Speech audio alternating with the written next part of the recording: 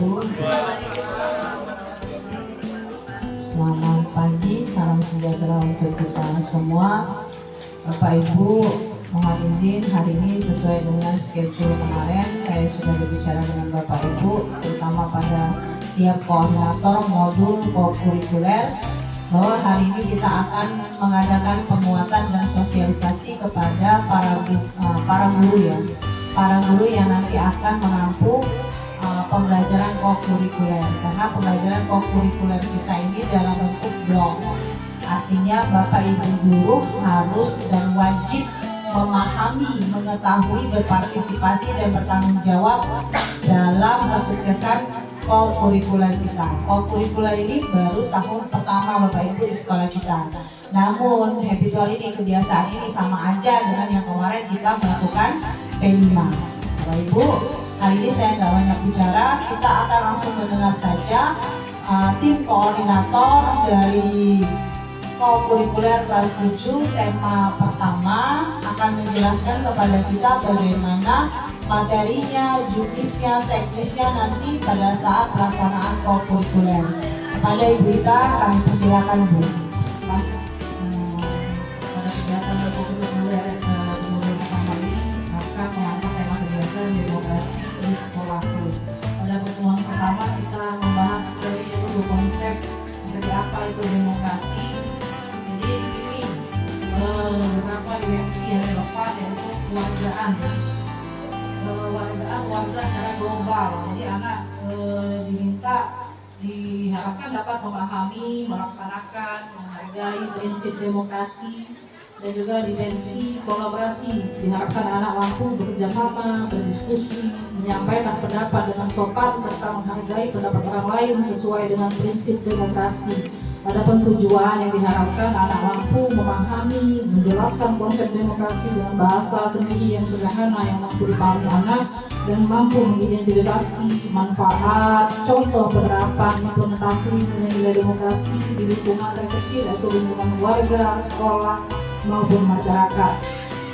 Lalu selanjutnya, adapun kepentingan kemitraan pembelajaran melibatkan guru PPKN sebagai penguatan konsep demokrasi, guru bahasa Indonesia yang membimbing keterampilan menulis dan presentasi, orang tua memberikan contoh nyata penerapan demokrasi di lingkungan kecil, yaitu di lingkungan rumah. Oke, baiklah, selanjutnya pertemuan kedua itu ada yang pertama ada dimensi profil lulusan, di mana keluarganya memahami nilai demokrasi dan praktiknya di lingkungan sekolah. Terus ada kolaborasinya itu bekerja sama dalam kelompok. Terus selanjutnya ada tujuan pembelajaran serta didik mampu mengidentifikasi struktur dan fungsi perangkat kelas dalam bentuk metode andalan atau peta konsep melingkar. Tujuan yang kedua itu peserta didik mampu mengidentifikasi struktur, peran dan fungsi OSIS sebagai organisasi demokrasi di sekolah. Dimana guru sebagai fasilitator, terus siswa serta aktif pada saat diskusi dan narasumber kecil pada saat mereka presentasi di depan. Sebagai orang tua mendukung penerapan nilai demokrasi di rumah. Sebutkan tujuan dari pemilihan perangkat kelas itu apa, lalu struktur perangkat kelas umumnya di SMP itu ada apa aja, ketua, wakil, sekretaris, bendahara dan seksi-seksinya. Lalu ada proses pemilihan perangkat kelas. Nah, guru menjelaskan bagaimana tahapan-tahapannya. Kalau di sini tertulis ada 5. Bagaimana calon diusulkan dulu oleh guru dan siswa, menyampaikan visi misi, pemungutan suara, penghitungan suara dan serah terima tugas. Baiklah, izin untuk menambahkan pertemuan ketiga. Jadi sebenarnya sampai ke pertemuan ketiga, kalau kita simpulkan dari pertemuan pertama, dalam pertemuan pertama kita membahas seputar pengertian demokrasi dan lain sebagainya. Kemudian di pertemuan kedua kita sudah mulai masuk ke bagian pengenalan OSIS, tapi dengan menghantar dari perangkat kelasnya dulu, jadi contoh simpelnya dulu. Kemudian baru nanti dieksplor ke OSISnya, mengikuti itu dan peran OSIS. Nah, di pertemuan yang ketiga ini kami memberikan pengetahuan untuk membuat denah. Jadi denah sebenarnya tujuan utamanya itu adalah denah pemungutan suara dalam pemilihan OSIS, tapi ini akan dihantarkan untuk pengenalan dana rumahnya, jadi dari rumah ke sekolah dulu supaya mereka bisa secara nyata dan memang aktivitas mereka sehari-hari, jadi bisa lebih nyambung pembelajarannya. Jadi kalau pertama berdemokrasi tadi sudah dijelaskan dengan kemudian analisisnya yang sudah dijelaskan dan kemudian bagaimana kerangka-kerangka dalam proses untuk pemilihan itu tadi DNA dan segala macam sudah dijelaskan dengan Bu Cika.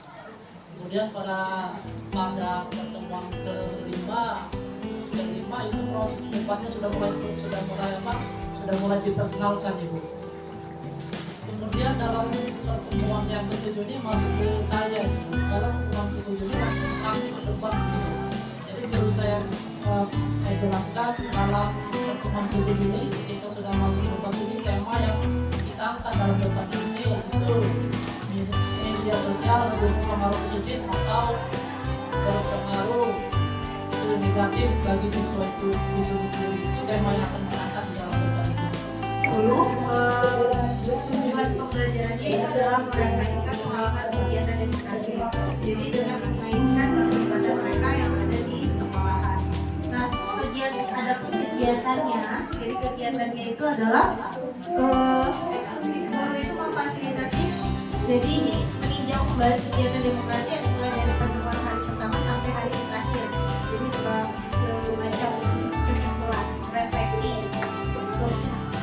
Nah, yang diberikan sejumlah pertanyaan, jadi guru itu menanyakan yang pertama mulai dari deskripsi satu kegiatan atau teman yang menceritakan prinsip demokrasi. Kasih kepada Bapak Ibu koordinator dan tim kecil dari tema 1 yaitu demokrasi ya. Jadi Bapak Ibu, hari ini kita penguatan Bapak Ibu. Jangan sampai pada hari Rabu ya, pada hari Rabu kita tidak tahu apa yang akan kita kerjakan. Padahal kita adalah tim yang terlibat di dalam sana. Jadi Bapak Ibu, setelah tadi saya mendengar, berarti kegiatan pertama itu ada video terkait pelanggaran demokrasi. Bisa nggak Bu, tolong Bu diputar Bu videonya Bu, kita. Dan kemarin yo jadi ketua BEM di situ dimulai tuh keluar kemampuan yo atau dia itu bisa menyalurkan tanpa intimidasi dari Uwoyo. Jadi tidak dilibatkan, tidak ikut berpartisipasi, tidak dengar suaranya. Lalu nanti Bu, Bapak Ibu, di hari pertama kalian akan mengeksplor studi kasus tadi. Studi kasus ini dipandang dari 3 kasus pelanggaran demokrasi, yaitu di 3 lingkungan sekolah, rumah, dan masyarakat ya Bapak Ibu. Nah, ini nanti untuk asesmennya lembar observasi ya Bu. Oke, berarti di asesmen formatifnya lembar observasi. Nah Bapak Ibu, yang kedua, pada hari kedua itu nanti anak-anak belum kita kasih bayangan untuk ke OSIS ya Bapak Ibu. Anak-anak masih kita kasih bayangan ke kontekstualnya dulu, ke kehidupan sehari-hari dan ke pengalaman nyata yang sudah dirasakan oleh para siswa-siswi kita. Yaitu tadi Bu Nabila sudah menyampaikan, beliau mengambil untuk kontekstualnya yaitu mengenai pemilihan ketua kelas. Kalau untuk pemilihan struktur kelas itu pastinya sudah dilakukan dan anak pun sudah mendapatkan pengalaman baik itu di SD maupun nanti di SMP. Nah jadi kita kirim dulu dia dalam kontekstual nyata, pengalaman belajar mereka. Jangan langsung kita ke tingkat dewa, ke tingkat tingginya. Jadi ada perbedaan. Hari ke-6 itu debat sehat internal mereka di dalam kelas masing-masing. Hari ke-7 itu praktik debat, mereka saling berdebat antar kelas. Nah, di mana teknisnya nanti Bapak Ibu bisa bertanya lagi ke koordinator. Kemudian ke-8 data, nah ini yang menarik sekali karena jiwa matematika itu hidup. Ini Nazila ya tadi ya. Dek, untuk data ini kan kita menganalisis data ya Dek ya. Tadi yang pertama, ubah produk yang akan kita hasilkan adalah penyajian hasil, bukan lagi kita penyajian pengambilan data. Oke. Yang kedua Dek, saya minta mana yang ini ya? Di kelas dilakukan pemungutan suara untuk memilih ketua OSIS dengan 40 pemilih, berarti kan 40 orang. Lalu ada 3 calon, Eka, Fajar, dan Gita. Hasil suara yang diperoleh adalah nanti. Kalau kita hanya menulis Eka 12 suara, Fajar 17 suara, Gita 11 suara, itu belum tahap kita menganalisisnya deh. Nah, untuk tahap menganalisisnya bisa kita konversikan deh. Kita minta tolong ke mereka buat di situ ya, Bapak Ibu nanti ubah dalam bentuk persen. Nah, sajikan dalam bentuk persen. Kalau kita meminta anak menyajikan dalam bentuk persen, ini orang-orang matematika nih ya, apakah itu sudah bisa Bu untuk tahap menganalisis? Mereka sudah bisa mengkonversinya dari yang tadi bilangan bulan kita ubah menjadi bilangan persen. Nanti kita bayar ya. Jadi kita bisa ke analisisnya. Hasil presentasi dari koordinator kelas 7 untuk yang tema pertama, tema demokrasi. Di sini adalah tempat kita berdiskusi Bapak Ibu. Silakan kalau ada Bapak Ibu yang dirasakan masih belum cukup atau masih ada yang kurang, masih harus ada yang ditambah, atau Bapak Ibu masih ada yang belum dimengerti mengenai perintah-perintahnya per hari, aktivitasnya, silakan Bapak Ibu. Monggo. Tambahan sedikit ya Bapak Ibu, untuk yang kokurikuler kelas 7 minta tolong nanti dibuatkan kayak ya perlu di grup itu dikasih tahunya per jamnya kan kita kan masuknya sesuai dengan jam pelajaran, jadi dibuatnya sampai mana batasan materinya supaya kalian tidak tumpang tindih. Itu yang pertama. Jadi yang koordinator yang hari ini yang bersifat harus di grup itu nonton terus, dan juga guru yang masuk kelas kalau memang kurang paham tentang materi yang akan dimasukkan nanti silakan berkoordinasi, jangan sampai kaget pas waktu ditanya aku tidak ngerti materi nopo. Jadi minta tolong nanti koordinator yang tema 1 ini benar-benar per materi itu per jam itu dikasih tahu jelasnya materinya. Kokurikuler kita yang akan kita laksanakan mulai hari Rabu sampai hari Selasa ya. Jadi Bapak Ibu, hari ini tim koordinator akan mensosialisasikan kepada kita bagaimana jenis dan teknis pelaksanaan kokurikuler kita dari hari Jumat sampai hari Rabu. Silakan Ibu April untuk mensosialisasikannya. Izin Bapak Ibu menyampaikan tentang kokurikuler kelas 8 kegiatan pertama dengan hasil produknya adalah mading. Tujuan pembelajarannya nantinya menjaga lingkungan sekolah, membuat laporan atau artikel hasil pengamatan lingkungan yang akan nanti dituangkan di dalam mading, kemudian menyajikan data pengamatan dan produk akhirnya yaitu mading. Praktik pedagogisnya PJBL. Metode yang akan dilakukan nanti di dalam kelas itu diskusi, observasi, dan nanti ada presentasi dan pembuatan karya. Strategi yang dilakukan itu mengaitkan dengan kehidupan nyata dan pembelajaran kolaboratif. Tujuan pembelajaran adalah halaman sekolah dan kantin. Pemanfaatan digitalnya video edukasi, kemudian kalau memang diperlukan Canva juga bisa mendukung untuk pembuatan dalam mading. Lintas disiplin ilmunya itu pendidikan Pancasila, mengamalkan nilai tanggung jawab dan gotong royong dalam menjaga lingkungan. Fokus kegiatannya yaitu untuk menumbuhkan karakter peduli dan bertanggung jawab. Baik, Assalamualaikum warahmatullahi wabarakatuh. Selamat siang Bapak Ibu semuanya. Izin menjelaskan rincian dari modul kami, yaitu pertemuan pertama yaitu tema jalan santai bersih, yaitu durasi 3 jam. Tujuan aktivitasnya yaitu peserta didik dapat menjelaskan tentang pengertian sampah dan menunjukkan sikap peduli dan kepekaan terhadap lingkungan. Jadi setelah dikumpulkan sampah-sampah tadi, jadi guru bertanya, Apa yang kalian ambil dari sampah tadi? Apakah termasuk sampah organik atau non-organik? Itu dan apa alasannya? Oke, yang modul ajar yang kedua itu tentang apa yang Anda ketahui tentang sampah. Itu pertemuan pertama, aktivitas kedua. Tujuan aktivitasnya yaitu menjelaskan pengetahuan hasil tentang sampah tadi. Yang kedua, menunjukkan sikap peduli terhadap lingkungan dengan membuang sampah pada tempatnya. Itu tujuan aktivitas. Yang kedua, ada langkah-langkah kegiatannya. Yang pertama, guru menjelaskan atau meletakkan beberapa jenis sampah di atas sebuah alas besar, bisa di meja atau di kardus. Yang kedua, guru mengajak peserta didik melihat sesama selama beberapa detik untuk mengingat jenis sampah yang ada. Misal, bisa sampah organik atau anorganik atau sampah yang ada. Jadi pada intinya tadi kalau saya mendengar, saya simpulkan bahwa di hari Rabu, Kamis penguatan materi sampah, gitu ya. Kemudian di hari Jumat, Senin, Selasa penguatan di pembuatan mading. Jadi produk akhir kita nanti mading, Bapak Ibu. Nah di hari Rabu dan Kamis kita banyak keluar ya berarti. Jangan santai kan tadi. Setelah saya mengamati masalah sampah, jadi diambil kesimpulan semua siswa membawa kantong plastik dua. Itu sebaiknya hanya satu.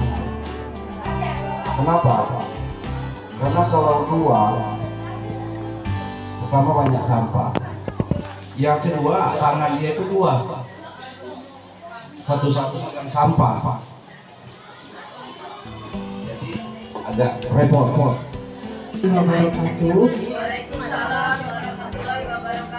Terima kasih untuk Bapak Ibu yang terutama yang mengajar di kelas 9. Jadi kami izin untuk mempresentasikan modul kurikuler kita yang pertama ini. Untuk kurikuler yang pertama, kita akan mengangkat tema menyayangi sesama. Jadi di sini kita akan membahas tentang anti bullying. Seperti yang kita ketahui bahwa kasus bullying ini memang saat ini marak terjadi, terutama di lingkungan sekolah. Terkadang anak-anak itu tidak merasa bahwa mereka itu menjadi pelaku bullying. Nah, kemudian anak lain yang menjadi korban itu tidak mau berbicara atau tidak mau menyampaikan perasaannya, bagaimana apa yang dirasakannya ketika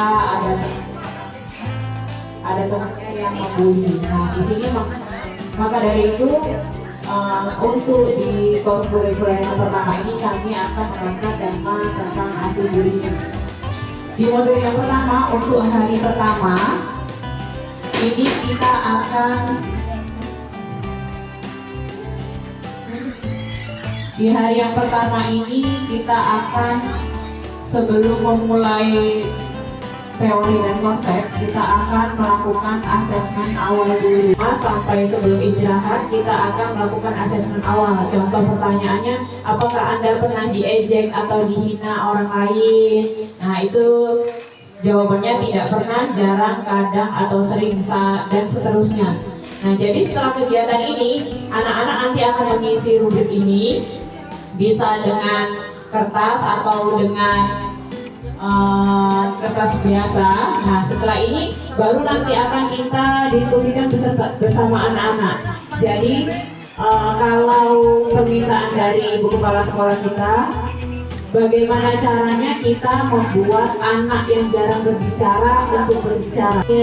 Di akhir kegiatan kita hari kedua itu, kita akan meminta anak untuk membuat laporan teks ulasan. Di sini pertemuan keempat itu kita mengajak anak itu menjadi produknya itu, kalau Ibu Asri tadi cuma menonton dan menjelaskan materi 1, 2, 3 itu materi, dan 2 penonton, ketiga itu dengan IPK, dan keempat itu kita membuat poster dan membuat yel-yel dengan anti bullying. Jadi kita di hari keempat itu kita mengajak anak untuk membuat poster dengan anti bullying. Siswa kita mengenalkan dulu dengan anak itu bagaimana bermacam-macam cara membuat poster yang melalui Canva, melalui media-media lainnya, kan? Dan hari di selanjutnya, nah di sini ada asesmen penilaiannya itu. Asesmen penilaian itu yang rubrik penilaiannya ada mempertimbangkan ide, apakah anak itu mempunyai ide, kata ibu kepala sekolah tadi, anak itu berpikir kritis, bisa menyalurkan idenya melalui poster dan yel-yel. Yang kedua itu bekerja sama, jadi anak itu memiliki kerjasama dan antar tim, kayak gitu. Itu ada penilaiannya Bapak Ibu ya. Komunikasi ide, menyampaikan ide secara jelas dan struktur. Kemarin kalau nggak salah timnya Rusna, Bu Asi, Bu Kartini, Minggu dan Burani. Ya.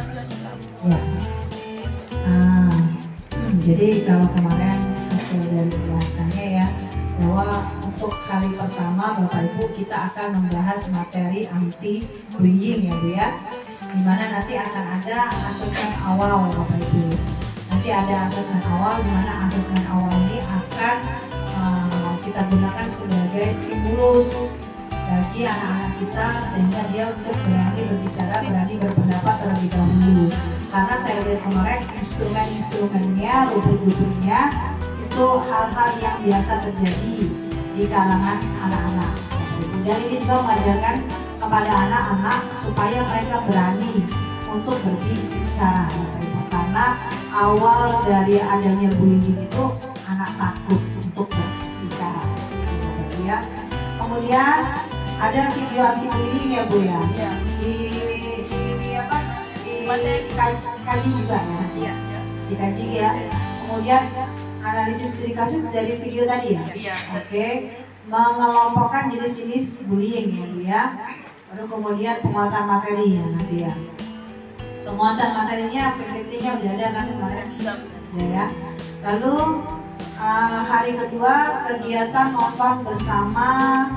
Di sini anak-anak diminta membuat laporan tes belasan. Nah gini Bapak Ibu, untuk kegiatan menonton bersama ini kan ada anak-anak kita juga yang tidak ikut ya nonton. Ada nggak? Ada Bu. Nah, berarti yang tidak ikut nonton itu gimana? Ibu-ibu koordinator, ibu-ibu ini. Jadi gimana Bu? Nanti pada saat di lapangan penilaiannya. Karena yang akan ada di lapangan itu kan bukan hanya guru bahasa Indonesia Bu. Karena ini lebih kaitannya ke bahasa gitu, tata penulisan gitu. Nah, jadi mohon nanti para tim itu memikirkan optionnya gimana nanti, apa yang harus kita lakukan planning day lah, gimana pada saat nanti kejadian di lapangan. Untuk menguji poster itu kan yang baik, yang sesuai aturan itu nggak gampang, nggak segampang itu. Mungkin juga bisa menanyakan kepada guru bahasa Indonesia. Lalu presentasikan karyanya di ruang kelas. Ini untuk menggali bagaimana cara mereka menentukan ide ya tadi ya, kalau saya dengar. Bagaimana cara mereka menentukan ide dalam membuat poster dan membuat yel-yel. Lalu kemudian akan dipublikasikan lewat medsos ya, media sosial. Nah, saya minta juga Bu sama seperti di kelas 7 tadi, minta urutan waktunya. Dan kita lihat ya urutan waktunya, kayak tadi hari pertama asesmen awal itu di jam berapa gitu, kemudian video anti bullying itu di jam berapa, analisis studi kasus jam berapa, mengerjakan latihannya jam berapa Bu. Jadi dia terstruktur gitu. Jadi sebelum pulang itu sebaiknya mengumpulkan dulu klarifikasi yang tugasnya dari Bu Asi apa saja yang nah besoknya kan suruh kumpul